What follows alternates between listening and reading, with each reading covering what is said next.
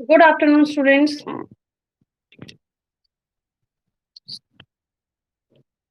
Good afternoon, बेटा। बच्चों, सिर्फ मेरे पास एक आपकी क्लास में लक्षिता है, उसका होमवर्क सबमिट होता है डे बाय डे। वो डेली रूटीन वाइज अपने होमवर्क सबमिट करवा रहे हैं, लेकिन बाकी कोई भी अपना होमवर्क सबमिट नहीं करवा रहा। मैंने बोला था अपनी नोटबुक शो करने के लिए। नोटबुक आयुषी 2-3 दिन से क्लास में नहीं आ रही है। ठीक है, एक मैंने बोला था कि अपनी नोटबुक सबमिट करानी है आपको डे बाय डे। अपना जो रीड हो रहा है चैप्टर, उसमें से इन बिटवीन क्वेश्चंस जो निकल रहे हैं, जो फाइंड आउट करके आपको वो लिखने हैं। आपने वो भी नहीं किए अभी तक। ठीक है, सिर्फ एक लक्षिता है जो मुझे रेगुलर अपना होमवर्क सेंड करवाती है। अनुज आप भी नहीं करवा रहे, तनुज भी नहीं करवा रहे, और आयुषी तो 2-3 दिन से क्लास में ही नहीं आ रही है। हाँ जी, फिर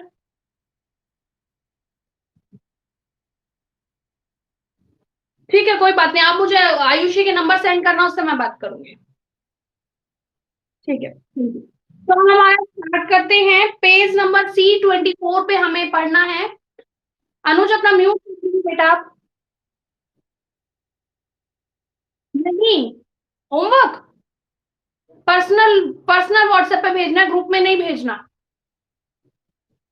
ठीक है, मैं मेरे एसएसटी होमवर्क की बात कर रही हूँ बेटा। बाकी सब टीचर्स का अपना अपना अलग अलग वे होगा, आप उनसे वो जैसे बोले हम वो करेंगे।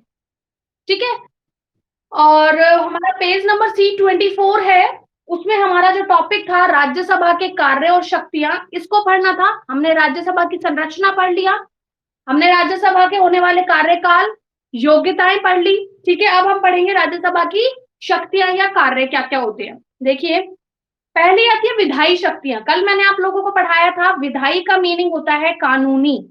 ठीक है, मतलब कि राज्यसभा की कानूनी शक्तियां कौन कौन सी होती हैं। देखिए, वित्तीय विधेयक को छोड़कर अन्य कोई भी विधेयक पहले राज्यसभा में प्रस्तावित किया जाता है। मतलब वित्तीय विधेयक, बेटा वित्तीय का मीनिंग होता है बजट से। मतलब कि ये चीज आप जो आपका लोकसभा वाला पोर्शन है ना, लोकसभा वाले पोर्शन में आप वहां पर एक डालेंगे कि वित्तीय विधेयक लोकसभा में ही पेश किया जाता है। वित्तीय का मतलब होता है हमारा बजट, मतलब कि आर्थिक, जो हमारा साल भर तक का जितना भी बजट होता है, जो फाइनेंस के अकॉर्डिंगली जो भी काम होता है, वो हमारा लोकसभा में, मतलब कि निचली सदन में होता है। ठीक है, और राज्यसभा में सिर्फ वित्तीय विधेयक पेश नहीं किया जाता, मतलब कि बजट पेश नहीं किया जाता। बाकी की जितने भी जो हमारे वो होते हैं, कानूनी विधेयक होते हैं, वो सारे वहां पर पेश किए जाते हैं। तो आप लोग ये चीज हमेशा याद रखेंगे कि वित्तीय विधेयक सिर्फ लोकसभा में पेश किया जाता है। ठीक है, नेक्स्ट, वित्तीय शक्तियां, मतलब कि बजट की शक्तियां। वित्तीय शक्ति, वित्तीय का आप समझ गए, आर्थिक स्थिति से बात हो रही है। वित्तीय शक्तियां क्या क्या है। कोई भी वित्तीय विधेयक केवल लोकसभा, पहले केवल लोकसभा में ही प्रस्तावित होगी। आपको मैंने बता दिया कि जो वित्तीय विधेयक होता है वो सबसे पहले सिर्फ और सिर्फ लोकसभा में पेश होता है, उसके बाद उसको मंजूरी देने के लिए आगे भेजा जाता है। लोकसभा द्वारा स्वीकृति या पारित होने के बाद वित्तीय विधेयक को संस्तुति के लिए राज्यसभा के पास भेजा जाता है। मतलब कि पहले पेश होगा लोकसभा में, लोकसभा से मंजूरी मिलने के बाद में वो पेश होगा राज्यसभा में। ठीक है, राज्यसभा को अनिवार्य रूप से 14 दिन के भीतर विधेयक अपनी संस्तुति के लिए लोकसभा के पास लौटाना होता है। मतलब कि जो राज्यसभा है वो वित्तीय विधेयक को अपने पास सिर्फ 14 दिन के लिए रख सकता है। ठीक है, मतलब कि उसकी लिमिट है कि आपको 14 दिन के अंदर अंदर उस विधेयक के बारे में हाँ या ना, या जो भी चीज है आप क्या चेंज करना चाहते हो, मतलब कि आपके पास 14 डेज का टाइम होता है। मतलब राज्यसभा के पास 14 डेज का टाइम है, उनको 14 डेज के अंदर अंदर सारी की सारी इंफॉर्मेशन कंप्लीट करके और लोकसभा में वापस भेजनी होती है। इस प्रकार वित्तीय मामलों में राज्यसभा की भूमिका मात्र परामर्शदात्री, परामर्शदात्री को अंडरलाइन करिए और लिखिए सलाह। मतलब बेटा परामर्श का मीनिंग है सलाह, और दात्री का मीनिंग है देने वाला। मतलब कि लोकसभा जो सॉरी राज्यसभा का मेन वित्तीय विधेयक में हम ये देखेंगे कि सिर्फ वित्तीय विधेयक में जो हमारा राज्यसभा है वो सिर्फ परामर्शदात्री है, मतलब कि सिर्फ सलाह देने वाला है।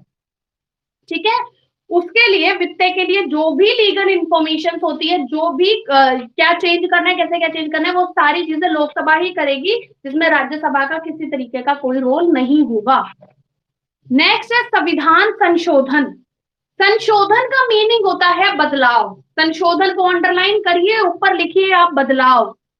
संशोधन का मीनिंग होता है कि संविधान में भी बदलाव होते रहते हैं समय के हिसाब से। हमने पढ़ा था चैप्टर नंबर 1 और 2 में कि जरूरतों के अकॉर्डिंग, परिस्थितियों के अकॉर्डिंग जब हम हमारे अंदर चेंजेस लेके आते हैं, तो वैसे ही हमारे नियमों को, कानूनों को भी बदला जाता है समय और परिस्थितियों के हिसाब से। ठीक है।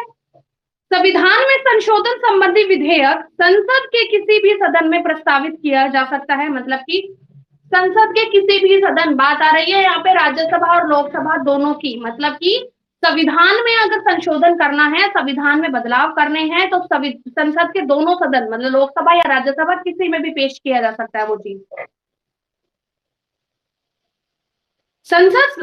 संविधान संशोधन संबंधी प्रस्ताव संसद के दोनों सदन द्वारा अलग अलग पारित किया जाना चाहिए। मतलब कि संविधान से संबंधित जो भी संशोधन है, जो भी बदलाव है, वो दोनों सदन अपने अपने अकॉर्डिंग अलग अलग पेश करेंगे। ठीक है। फिर वो एक संशोधन माना जाएगा जो कि परफेक्ट होगा, बिल्कुल। ठीक है। नेक्स्ट पॉइंट है हमारा राज्यसभा के विशेष अधिकार।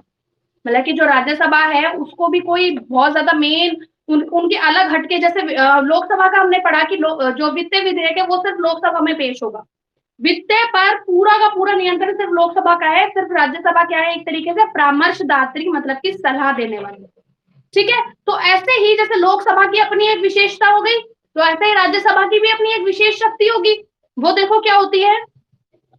संविधान में राज्यसभा को भारतीय संघ के राज्यों के प्रतिनिधि सदन के द्वारा के रूप में मान्यता मिलती है। मतलब कि हमारे राज्य, ठीक है, हमारे राज्य हो गए और हमारे जो मान लीजिए केंद्र शासित प्रदेश हो गए, उनमें से जो लोग चुने जाते हैं किसके लिए, राज्यसभा के लिए, तो वो अपने अपने राज्यों को प्रतिनिधित्व करते हैं, अपने अपने राज्यों को संबोधित करते हैं। इसके लिए इसको कुछ ऐसे विशेष अधिकार प्राप्त हैं जो लोकसभा को प्राप्त नहीं है। ऐसा एक ही विशेष अधिकार यह है कि यह राष्ट्र के हित में प्रस्ताव पारित करके यह घोषणा करती है कि संसद द्वारा राज्य सूची में शामिल किसी विषय पर कानून बनाया जाएगा। मतलब कि हमने 3 सूचियां पढ़ी थी, संघ सूची, राज्य सूची और समवर्ती सूची। ठीक है। तो संघ सूची होती है वो नेशनल और इंटरनेशनल बेस पे काम करती है। राज्य सूची वो अपने स्टेट लेवल में काम करती है। जो समवर्ती सूची होती है उसमें वो विषय आते हैं जो कि लगा लीजिए आप, जैसे कि छोटे छोटे इलाकों से जो काम होते हैं ना, जैसे हमारी पार्षद हो गई, ठीक है, और जैसे गलियों को सुधारना, पंचायती राज व्यवस्था हो गई, ये छोटे इलाकों के काम हो गए। समझ आ गई। तो राज्यसभा के पास एक विशेष अधिकार बेटा ये है कि जो संघ सूची और राज्य सूची में कानून बनाए जाएंगे वो राज्यसभा के द्वारा बनाए जाएंगे। तो आप इस लाइन को अंडरलाइन करिए। राष्ट्र के हित में प्रस्ताव पारित करके यह घोषणा करती है कि संसद द्वारा राज्य सूची में शामिल किसी भी विषय पर कानून बनाया जाएगा। मतलब कि राज्य के अकॉर्डिंग, हर स्टेट के अकॉर्डिंग अगर कोई भी कानून बनाती है तो वो राज्यसभा ही बनाती है। ठीक है। और कोई नहीं बना सकता, राज्यसभा के द्वारा ही वो कानून बनाया जाएगा और पास किया जाएगा। नेक्स्ट है राज्यसभा को प्राप्त एक अन्य विशेष अधिकार ये भी है। मतलब कि एक हमने पढ़ लिया विशेष अधिकार, अब दूसरा विशेष अधिकार ये है कि यह घोषणा करती है कि किसी नई अखिल भारतीय सेवा का सर्जन राष्ट्रीय हित में है। इस प्रस्ताव को पारित होने पर संसद कानून बनाकर अखिल भारतीय सेवा प्रारंभ करती है। बेटा ये जो पॉलिसीज बनाती है ना गवर्नमेंट, अखिल भारतीय सेवा, है ना, मतलब कि लोगों को सेवा पहुंचाने के काम, जैसे कि बहुत सारी योजनाएं जो बनाती है, समझ आ रही है, जो योजनाएं बनाती है ना अलग अलग, आप सुनते हो उनके लिए ये हो रहा है, बीपीएल के लिए ये हो रहा है, लड़कियों के लिए ये योजना चल रही है, लाडली स्कीम चल रही है, तो ये सारी आती है अखिल भारतीय सेवा संघ में। ठीक है। तो इन संघ में होने वाले कोई भी कानून, कोई भी बदलाव या नई नीति लागू करना, वो सभी कौन करता है, राज्यसभा के द्वारा किया जाता है। मतलब कि हमने राज्यसभा के दो विशेष अधिकार देखे।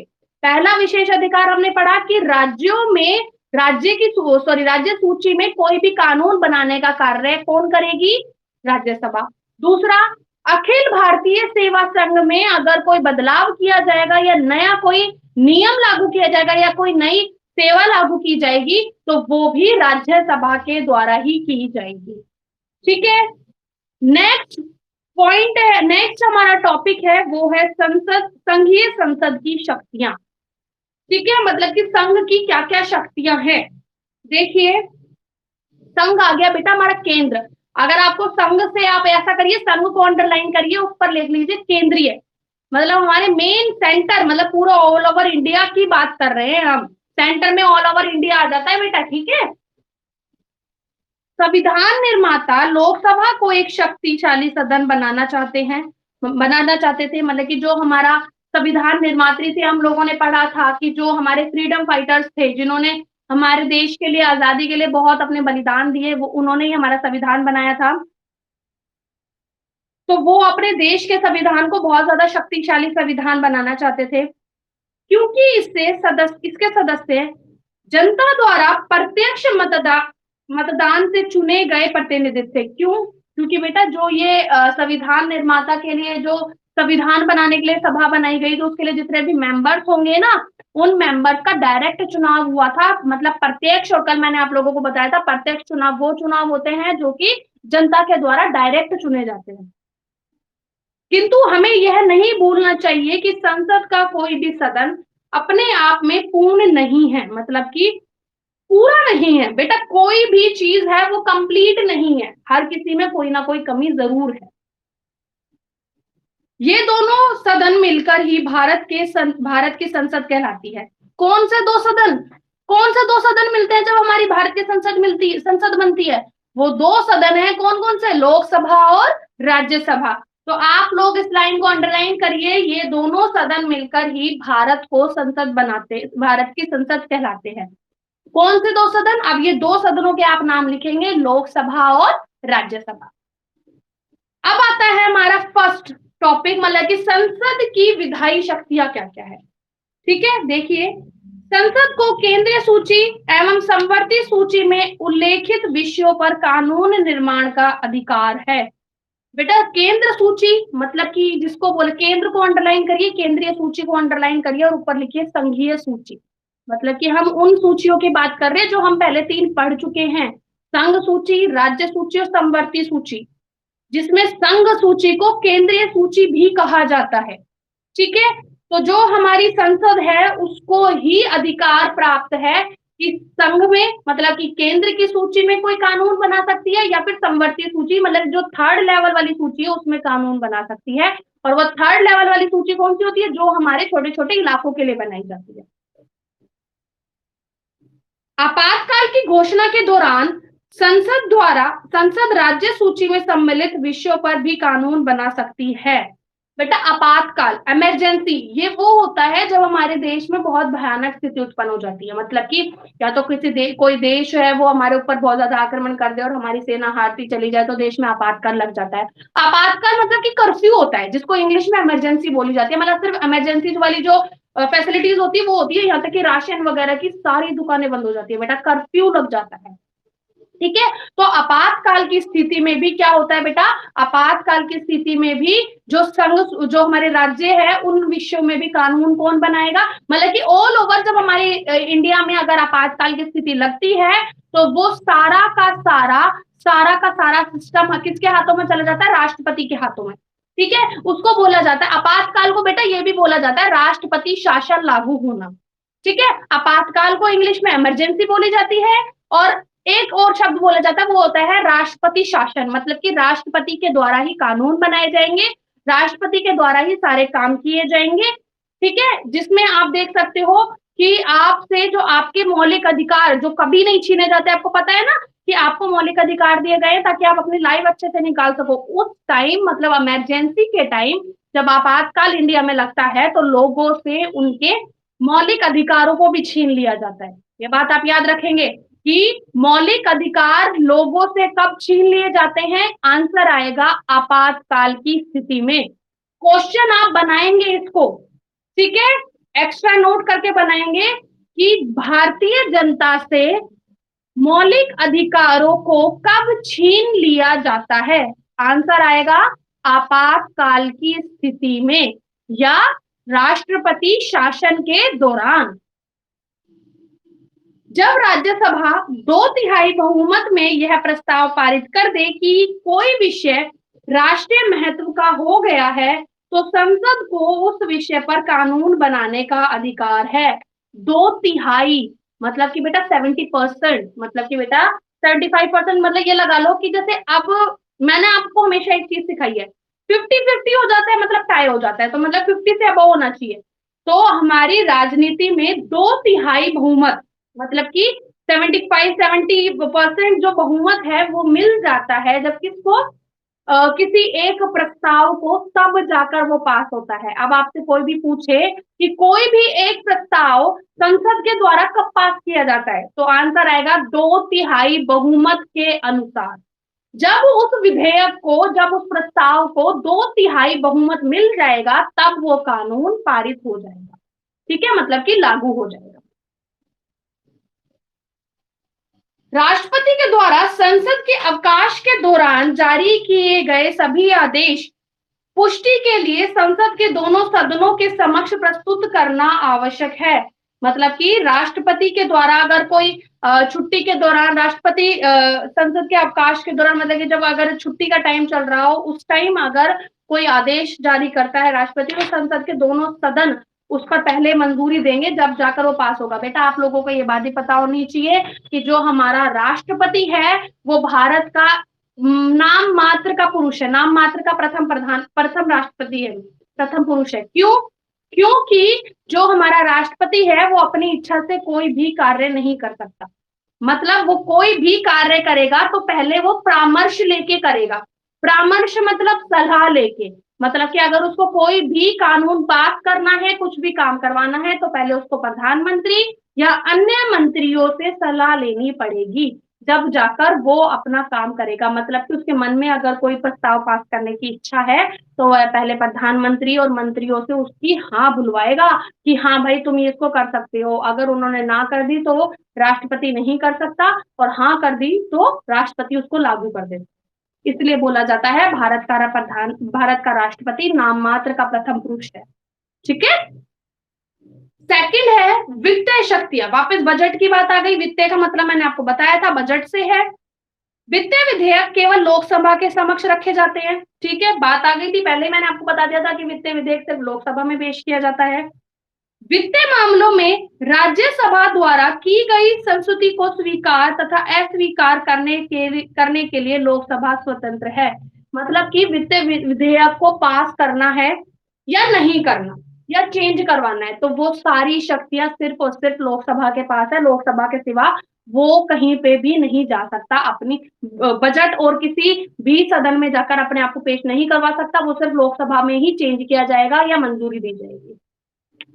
केंद्रीय बजट भी संसद ही पारित करता है। मतलब कि जो मेन सेंटर का जो बजट होगा, राज्य का बजट अलग होता है, मेन सेंटर का जो बजट होगा वो भी संसद के द्वारा ही पारित किया जाता है। संसद मतलब लोकसभा और राज्यसभा। नेक्स्ट देखिए, कार्यपालिका के ऊपर नियंत्रण। मतलब कि जो हमारी संसद है, कार्यपालिका का कार्य क्या होता है बेटा? हमने सरकार के 3 अंग पढ़े थे, विधायिका, कार्यपालिका और न्यायपालिका। तो हमने विधायिका का पढ़ा था। विधायिका क्या काम करती है? कानून बनाने का कार्य करती है। कार्यपालिका क्या काम करती है? विधायिका जो कानून बना देती है ना, उनको लागू करवाती है कौन? कार्यपालिका, जिसको इंग्लिश में बोला जाता है एग्जीक्यूटिव, ठीक है। संविधान में उल्लेख है कि मंत्री परिषद सामूहिक रूप से लोकसभा के प्रति उत्तरदायी है। मतलब कि जो मंत्री परिषद है पूरा, वो लोकसभा के प्रति उत्तरदायी है। मतलब कि कोई भी काम अगर कुछ होगा तो लोकसभा को उसका जवाब देना होगा, ठीक है। इस प्रकार संसद संघीय कार्यपालिका के ऊपर नियंत्रण करता है। मतलब सीधी सीधी बात है कि कार्यपालिका में काम करने वाले लोगों को मंत्री परिषद कहा जाता है। समझ आ गई? कार्यपालिका में सम्मिलित सभी मंत्रियों को मंत्री परिषद कहा जाता है। तो कार्यपालिका पर संसद नियंत्रण कैसे करती है कि कार्यपालिका में कार्यरत सभी मंत्री लोकसभा के प्रति उत्तरदायी है, संसद के प्रति उत्तरदायी है। मतलब कि वो कोई भी कार्य कर रहे हैं, किसी भी प्रकार का कार्य कर रहे हैं, वो लोग अपने कार्यों की जो मतलब कि वो जो भी कार्य कर रहे हैं उसके बारे में ब्यौरा, पूरी सूची वो लोकसभा या राज्यसभा में जाके देंगे, जरूरी है। ठीक है, तो इस तरीके से कार्यपालिका पर संसद नियंत्रण करती है। नेक्स्ट क्वेश्चन है, नेक्स्ट पॉइंट है संविधान संशोधन। बार बार बता रही हूं बेटा, संविधान संशोधन क्या होता है? समय पर परिस्थितियों के अनुसार, मतलब परिस्थितियों और समय के अनुसार संविधान में बदलाव करना क्या कहलाता है? संविधान संशोधन कहलाता है। ठीक है, संविधान में संशोधन संबंधी विधेयक दोनों सदनों में से किसी भी सदन में रखा जाता है। मतलब कि संशोधन किसमें होगा? कानूनों में, संविधान में होगा। संविधान में क्या लिखा हुआ है? कानून नियम यही लिखे हुए हैं। तो कानूनों और नियमों को बदलवाने के लिए संसद के दोनों सदन, मतलब कि लोकसभा या राज्यसभा, किसी में भी पेश किया जा सकता है। इस विधेयक का दोनों सदनों के सदस्यों का कुल संख्या के बहुमत तथा उपस्थित मतदान करने वाले सदस्यों के 2/3 बहुमत से पारित होना आवश्यक है। मतलब बेटा कि मैंने आप लोगों को पहले बताया था 2/3 बहुमत, मतलब कि 50-50 से ऊपर। 50-50 हुआ तो टाई, या फिर तो मतलब ही क्या है? तो 2/3 बहुमत का मतलब है कि जब ये विधेयक, जब ये पेश किया जाता है ना कोई भी, ठीक है, साधारण विधेयक बोला जाता है। मतलब विधेयक दो प्रकार के होते हैं, एक तो वित्तीय के बारे में हमने पढ़ लिया, जो सिर्फ लोकसभा में पेश किया जाता है, लोकसभा के सिवा किसी और में पेश ही नहीं किया जाता। दूसरा है साधारण विधेयक। तो साधारण विधेयक दोनों सदन के, दोनों संसद के किसी भी सदन में पेश कर देते हैं, मतलब कि राज्यसभा या लोकसभा किसी में भी पेश किया जा सकता है। ठीक है, तो उनको पेश करने के बाद, जैसे आज गया, इस टाइम एक विधेयक गया लोकसभा में, गया मान लो, तो लोकसभा में जितने भी उपस्थित हैं उस टाइम पे जितने भी सदस्य उपस्थित है, उसका 2/3, मतलब कि 50-50 से अबाव, मतलब 70% उसको मिलना चाहिए बहुमत। 70% अगर उसके फेवर में हो जाता है ना, तो वो विधेयक पास हो जाता है। अगर फेवर में नहीं होता तो उसको कैंसिल कर दिया जाता है। समझ आ गई?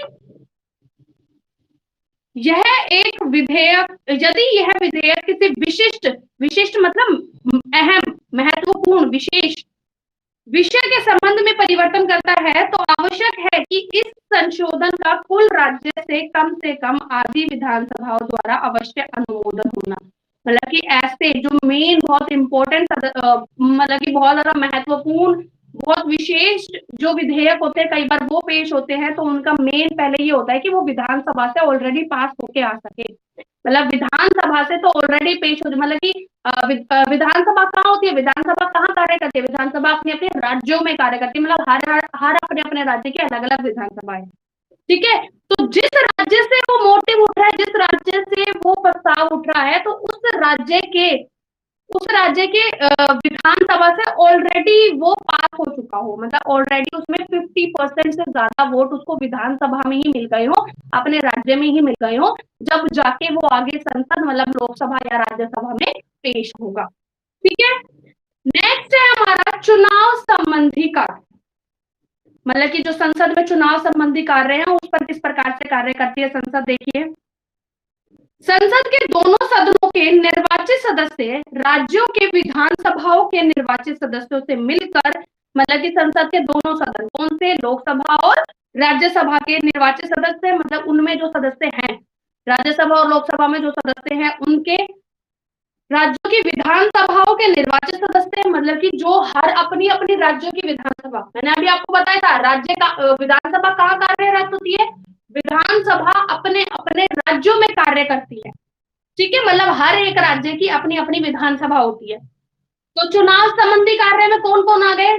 संसद के दोनों सदनों के लोग, मतलब कि राज्यसभा और लोकसभा में जो मंत्री है वो, और अपनी अपनी राज्य की विधानसभाएं, मतलब हर एक राज्य की विधानसभाओं के लोग, मतलब विधानसभाओं के मंत्रियों के साथ मिलकर भारत के राष्ट्रपति का चुनाव करते हैं। मतलब कौन कौन राष्ट्रपति? मैंने आप लोगों को पहले ही बताया था बेटा कि हमारे भारत के राष्ट्रपति का चुनाव होता है वो अप्रत्यक्ष होता है, मतलब सीधा जनता नहीं करती। जनता किनका करती है वोट? लोकसभा के सदस्यों का और विधानसभा के सदस्यों का। बताया था मैंने आप लोगों को कि जनता किन किन के लिए चुनाव देगी, वो करेगी लोकसभा के सदस्य और विधानसभा के सदस्य। विधानसभा कहाँ कार्य करती है बेटा? विधानसभा अपने अपने राज्यों में कार्य करती है, मतलब कि हर एक राज्य की अपनी अपनी विधानसभा अलग अलग होती है। ठीक है, तो राष्ट्रपति का चुनाव कौन करेगी? संसद के दोनों सदन, मतलब राज्यसभा और लोकसभा। तो राज्यसभा और लोकसभा के मंत्री किसने चुने? जनता ने चुने। और विधानसभा के मंत्री, विधानसभा के मंत्री किसने चुने? जनता ने चुने। वो मतलब कि जनता के द्वारा चुने गए प्रतिनिधि, जनता ने पहले अपने प्रतिनिधि चुन लिए, उन प्रतिनिधियों के द्वारा राष्ट्रपति का चुनाव होता है। तो अगर राष्ट्रपति के चुनाव की प्रक्रिया आपको लिखनी है तो आप लोग लिखिए कि जनता के द्वारा चुने गए प्रतिनिधियों के द्वारा होने वाली चुनाव प्रणाली अप्रत्यक्ष चुनाव प्रणाली कही जाती है, जिसके द्वारा भारत के राष्ट्रपति का चुनाव किया जाता है। समझ आ गई? मतलब कि पहले जनता अपने मंत्रियों को चुनेगी और उन मंत्रियों के द्वारा किसका चुनाव होगा? राष्ट्रपति का, जिसको बोला जाता है अप्रत्यक्ष चुनाव प्रणाली। और प्रत्यक्ष चुनाव प्रणाली कैसे कहते हैं? जिसे जनता डायरेक्ट वोट देकर अपना मंत्री चुनती है। भारत के उपराष्ट्रपति का निर्वाचन संसद के दोनों सदनों के सदस्य करते हैं। मतलब कि भारत का जो उपराष्ट्रपति है, राष्ट्रपति का हमने देख लिया कैसे करेंगे, ठीक है। राष्ट्रपति का कौन करेगा? दोनों सदन, संसद के दोनों सदन और विधानसभा के मंत्री, ठीक है, जिनको जनता ने चुना है। और अब आती है उपराष्ट्रपति की बात। तो मैंने बताया था राज्यसभा का सभापति कौन होता है? उपराष्ट्रपति होता है, जो कि अभी है श्री वेंकैया नायडू, ठीक है। का निर्वाचन संसद के दोनों सदस्य, मतलब कि जो उपराष्ट्रपति चुना जाता है ना बेटा, वो चुने जाते हैं, उसका कोई वोट नहीं होता, वो चुने जाते हैं किसके द्वारा? जो हमारे संसद के दोनों सदन है, मतलब कि लोकसभा और राज्यसभा, उनके द्वारा चुने जाते। ठीक है, तो बेटा जो आज का टॉपिक हुए वो आपको क्लियर हुए? आज का टॉपिक बेटा आप लोगों को समझ आया?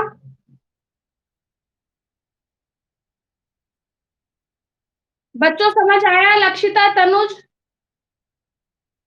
तनुज समझ आ गया बेटा?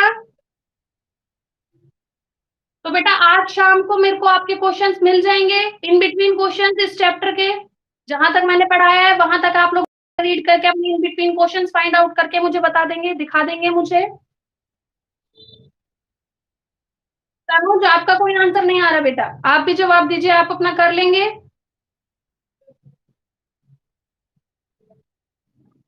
बिटवीन क्वेश्चंस मेरे को आज सेंड करेंगे आप इस चैप्टर के, जहां तक मैंने रीड करवा दिया वहां तक, ठीक है बेटा। ज्यादा से ज्यादा बच्चों को बोलो अपनी ऑनलाइन क्लास लेने के लिए, ऑनलाइन स्टडीज लेने के लिए, उनको बोलो कि दोबारा से मैम रिपीट नहीं कराएंगी, ये चैप्टर जो अभी मैं करा रही हूँ वो दोबारा से रिपीट नहीं कराऊंगी। समझ आ रही है आपको? ये दोबारा से रीड नहीं होंगे, जो क्वेश्चन अभी हो रहे हैं, अभी समझ आ रहे हैं, अभी मैं समझा रही हूँ वही होंगे, अदरवाइज इनको मैं दोबारा से नहीं कराऊंगी। इसलिए ज्यादा से ज्यादा अपने ऑनलाइन क्लासेस में आइए बेटा। एक तो आपके लिए इतनी अच्छी फैसिलिटी की हुई है कि इतनी ज्यादा बीमारी फैली हुई है, उसके चलते आप लोगों के लिए आपके टीचर्स आपको घर बैठे पढ़ा रहे हैं, ठीक है, और बहुत अच्छे तरीके से पढ़ा रहे हैं। समझ आई? पहले आपको वो वीडियो दे रहे थे, अब आपको ऑनलाइन क्लासेस दे रहे हैं, तो ये आप लोगों की फैसिलिटी के लिए दे रहे हैं ताकि आप लोग ज्यादा से ज्यादा अच्छे से समझ सके। ठीक है बच्चे, तो आप लोग बने रहिए, सेफ रहिए, अपना ध्यान रखिए, अपने परिवार वालों का ध्यान रखिए, है ना। और परिवार वालों का ध्यान रखिए, अपने अच्छे से पढ़ाई करिए, बाहर का कुछ चीज नहीं खानी है आप लोगों को, अपना सबका बहुत अच्छे से ध्यान रखना। और अगर आपको किसी भी चैप्टर से रिलेटेड कोई भी प्रॉब्लम है, ठीक है, अगर किसी भी चैप्टर से रिलेटेड आपको कोई भी प्रॉब्लम है तो आप लोग मुझसे पर्सनली कांटेक्ट कर सकते हैं, आप लोगों के पास मेरे नंबर हैं और आप लोग पूछ सकते हैं। और आज इवनिंग तक मैं आप सभी बच्चों के जो आप इन बिटवीन क्वेश्चंस हैं उनका वेट करूंगी, आप लोग सेंड करेंगे। लक्षिता रेगुलर सेंड कर रही है, तनुज आज आप भी सेंड करेंगे, ठीक है? ठीक है बेटा, ठीक है, आज आप अपना इतना ही है, क्लास लीव कर सकते हैं, रीड करिए, थैंक यू। ओके बेटा, बाय। हाँ जी, बाय।